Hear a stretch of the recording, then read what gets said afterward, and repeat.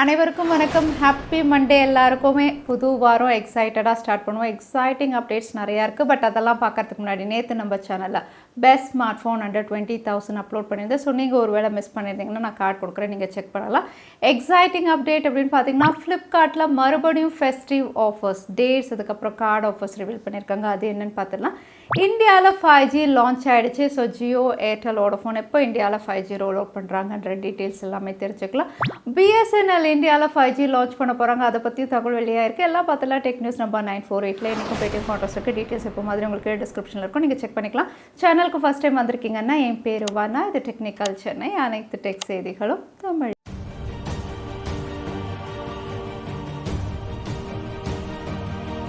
Flipkart மறுபடியும் festive sale announce பண்ணியிருக்காங்க. இந்த சேல் திவாலி சேல் கிடையாது, தஷ்ரா சேல். இந்தியாவில் October 5 ஆரம்பித்து October 8 வரைக்கும் தான், ரொம்பவே ஷார்ட் டைமிங்கில். நீங்கள் ப்ளஸ் மெம்பர் அப்படின்னா October 4 இந்த சேல் ஆரம்பிக்குது. ஸோ இங்கே தஷ்ரா சேல் அப்படின்னு பார்த்தீங்கன்னா இங்கேயுமே நிறைய ப்ராடக்ட்ஸில் ஆஃபர்ஸ் இருக்குது. எலக்ட்ரானிக்ஸில் 80% வரைக்கும் ஆஃபர்ஸ் இருக்குது. நீங்கள் டிவி லேப்டாப்லாம் வாங்குறீங்கன்னா ஸ்மார்ட் ஃபோன் டீல்ஸ் அப்படின்னு பார்த்தீங்கன்னா இந்த வாட்டியும் எல்லா ஸ்மார்ட் ஃபோன் பிராண்ட்ஸுடைய பேரும் வந்து இங்கே ரிவீல் பண்ணியிருக்காங்க. அகைன் இங்கே கார்டு ஆஃபர் அப்படின்னு பார்த்தீங்கன்னா வந்து நீங்கள் ஒரு வேளை HDFC card, debit card, credit card user அப்படின்னா வந்து HDFC கார்டு யூஸ் பண்ணாலும் சரி, ப்ரீபே பண்ணி அதுக்கப்புறம் EMI ரெண்டுத்துலையுமே 10% இன்ஸ்டன்ட் டிஸ்கவுண்ட் அப்படின்னு மென்ஷன் பண்ணியிருக்காங்க. ஸோ இங்கே வந்து ஸ்மார்ட் ஃபோன் பிராண்ட்ஸ் அப்படின்னு பார்த்தீங்கன்னா இந்த வாட்டியும் iPhone 13 ஆஃபரில் வரலாம் அப்படிங்கிற மாதிரி ஸ்ட்ராங் ரூமர்ஸ் இருக்குது. ஒவ்வொரு ஆஃபராக ரிவீல் பண்ணும்போது டெக் அப்டேட்டில் கவர் பண்ணுற ஸ்மார்ட் ஃபோன் ஆஃபர்ஸ் ஆல்மோஸ்ட் எல்லா பிராண்ட்லேயும் மறுபடியும் உங்களுக்கு டீல்ஸ் வருது. ஃபைனலாக இந்தியாவில் 5G லான்ச் பண்ணியாச்சு. 5G அப்படின்னு சொல்லும்போது 5th ஜென்ரேஷன் ஆஃப் நெட்வொர்க் அப்படின்னு பார்த்தீங்கன்னா 4Gயை விட 10 டைம்ஸ் இனிமேல் ஃபாஸ்டர் இன்டர்நெட் நம்ம எக்ஸ்பீரியன்ஸ் பண்ணலாம். 5G லான்ச் கூடவே இந்தியன் டெலிகாம் ஆப்ரேட்டர்ஸ், அதாவது ஏர்டெல், ஜியோ, வோடஃபோன் அவங்களுடைய 5G ரோல் அவுட்கான ரோட் மேப்பும் சிலது ரிவீல் பண்ணியிருக்காங்க. ஜியோவை பொறுத்த வரைக்கும் இந்தியாவில் 5G வந்து நாங்கள் திவாலிக்கு தான் வந்து ஃபஸ்ட்டு ரோல் அவுட் பண்ணுவோம். அதுவும் வந்து முதல்ல 4 சிட்டிஸ் அப்படின்னு சொல்லியிருக்காங்க. 4மே மெட்ரோபாலிட்டன் சிட்டிஸ் அப்படின்னு மென்ஷன் பண்ணியிருக்காங்க. அதே ஏர்டெலை பொறுத்த வரைக்கும் ஆல்ரெடி வந்து அவங்க 5G வந்து ரோல் அவுட் பண்ண ஸ்டார்ட் பண்ணிட்டாங்க. நிறைய பேர் 5G எக்ஸ்பீரியன்ஸ் பண்ணிட்டு இருக்கோம் அப்படின்னு வந்து ஸ்க்ரீன்ஷாட்ஸ் ரிவீல் பண்ணிட்டு இருக்காங்க. இந்தியாவில் ஏர்டெல் வந்து 8 சிட்டிஸ்க்கு முதல்ல 5G ரோல் அவுட் பண்ண போகிறதா தெரியுது. அதே வோடஃபோன் அப்படின்னு பார்த்தீங்கன்னா அவங்களும் இந்த மாதம் கடைசிக்குள்ளே நாங்கள் 5G ரோல் அவுட் ஸ்டார்ட் பண்ணிவிடுவோம் அப்படின்னு சொல்லியிருக்காங்க. பட் எத்தனை சிட்டிஸ் அப்படின்னு கன்ஃபார்ம் பண்ணல. ஸோ நீங்கள் ஒரு வேளை ஸ்க்ரீனில் பார்க்குற இந்த சிட்டிஸில் இந்தியாவில் இருந்தீங்கன்னா இந்த மாதம் கடைசிக்குள்ளே 5G நீங்கள் எக்ஸ்பீரியன்ஸ் பண்ண போகிறீங்க. அதோட 5G லான்ச் அதுக்கப்புறம் ரோல் அவுட் பற்றி பேசுகிறாங்களே தவிர இந்தியாவில் 5G எவ்வளோ ப்ரைஸிங்க்கு வரும் அப்படிங்கிறது தான் கன்சியூமர்ஸ் எதிர்பார்க்குறது. எல்லாருமே 4G விட கொஞ்சம் காஸ்ட்லியாக இருக்கும், 4G அளவுக்கு தான் இருக்கும் 5G அப்படின்னு சொல்கிறாங்களே தவிர எக்ஸாக்ட் ப்ரைஸிங் ஜியோவோ ஏர்டெல்லோ இப்போ வரைக்கும் ரிவீல் பண்ணலை.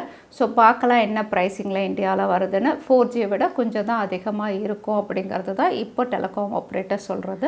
5G பொறுத்த வரைக்கும் இந்தியா லான்ச் வந்து October 1. அதுக்கப்புறம் இதுக்கான ஈவெண்ட் டேட் எல்லாமே ஆல்ரெடி நம்ம டிஸ்கஸ் பண்ணியிருந்தோம். ஆனால் இந்த ஈவெண்ட்லேயே நம்ம எல்லாருக்குமே ஷாக்கிங் இல்லைனா வந்து எதிர்பார்க்காத ஒரு விஷயம் அப்படின்னு பார்த்தீங்கன்னா வந்து BSNL-உடைய 5G லான்ச். ஏன்னா தற்சமயம் இந்தியாவில் 5G அப்படின்னு சொல்லும்போது வந்து ப்ரைவேட் டெலிகாம் செக்டர்ஸ், அதாவது ஏர்டெல், வோடஃபோன், ஜியோ இவங்க தான் வந்து 5G பற்றி பேசிகிட்டு இருக்காங்க. அவங்க தான் ரோல் அவுட் பண்ண போகிறாங்க. பட் BSNL-உடைய 5G லான்ச் எப்போ அப்படிங்கிறது வந்து எல்லாருடைய கேள்வியாக இருந்தது. ஸோ அதுக்கும் வந்து இந்தியன் மினிஸ்ட்ரி வந்து அன்றைக்கி ஒரு பதில் கொடுத்துருக்காங்க. எஸ், இந்தியாவில் BSNL-உடைய 5G வரும். அதுவும் next year independence day 2023 15th August வரும் அப்படிங்கிற மாதிரி ஒரு டேட்டும் கன்ஃபார்ம் பண்ணியிருக்காங்க. இதை பற்றி நீங்கள் என்ன நினைக்கிறீங்க? நெக்ஸ்ட் இயர் இந்தியாவில் 5G BSNL-உடைய 5G வருமா வராதா? தவறாமல் கமெண்ட்டில் ஷேர் பண்ணுங்கள். இந்தியாவில் 5G லான்ச் ஆகிடுச்சு. பட் C-band ஸ்பெக்ட்ரம் அப்படிங்கிற ஒரு பிரச்சனை வந்து குளோபலில் ரொம்பவே பெருசாக போச்சு 5Gயை பொறுத்த வரைக்கும். ஸோ இந்தியாவிலையும் 5G வரப்போகுது. ஸோ இந்த C-band ஸ்பெக்ட்ரமும் இந்தியாவில் 5G வந்து ப்ராப்பராக இருக்கா அப்படிங்கிறது நிறைய கன்சியூமருடைய டவுட். ஏன்னா இங்கே ஸ்பெக்ட்ரம் ஆப்ஷன் அப்படின்னு பார்த்தீங்கன்னா C-band spectrum Airtel, Jio, Vodafone எல்லாருமே வாங்கியிருக்காங்க. ஏன்னா இது N77, N78 இது யூனிவர்சல் பேண்ட். இங்கே ஸ்பெக்ட்ரம் ஃப்ரீக்வன்சி அப்படின்னு பார்த்தீங்கன்னா 3.5 GHz to 3.67 GHz இந்த ரேஞ்சில் தான் வந்து 3 பேருமே வந்து இந்த ஸ்பெக்ட்ரம் வச்சுருக்காங்க. பட் யூஎஸில் பார்த்தீங்கன்னா இந்த C-band ஸ்பெக்ட்ரம் வந்து ஆப்ஷனுக்கே போகாமல் பேன் பண்ணுற அளவுக்கு வந்து பிரச்சனையாச்சு.